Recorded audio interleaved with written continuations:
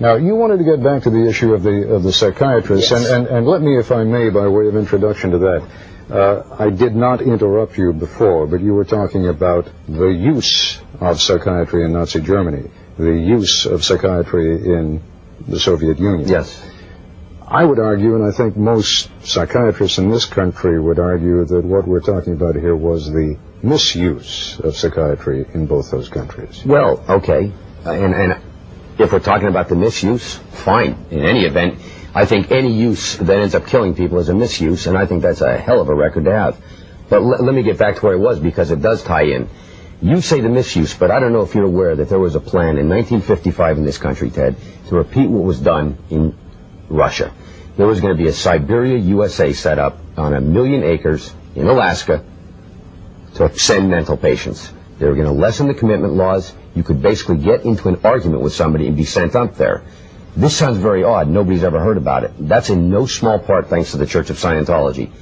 I must say, though, when that bill was killed in Congress, the war was on with psychiatry, where they declared war on us. And I want you to understand something. Let me just ask you to be specific on that. You were talking about a bill having been brought into Congress for the setting aside of 1 million acres in Alaska. You got it. For people send mental health patients. Mental health patients. Who was the sponsor of that?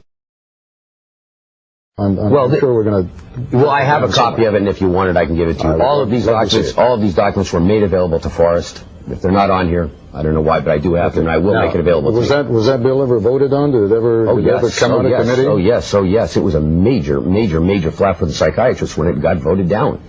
Because then the slogan around the country began Siberia, USA, and it was really the first time that psychiatry had been denigrated publicly, that they weren't the science that they had been promoting themselves to be.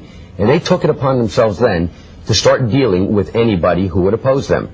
They definitely saw Dianetics and Scientology as opposing them, not only in terms of their brutal treatments, such as electric shock and prefrontal lobotomy, which are specific things that we're against, but also for the fact of the people that were going to Dianetics and Scientology and not there. They went to the Food and Drug Administration. They went to the American Medical Association.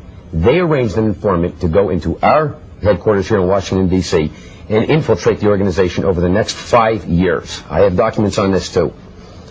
They wanted to get somebody in the church to recommend medical treatment. Couldn't get them to do it. Walk in and say, I want to be cured medically. People wouldn't do it.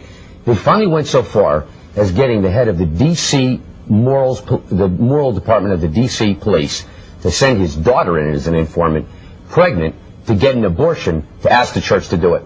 A frame job. The church didn't go for it.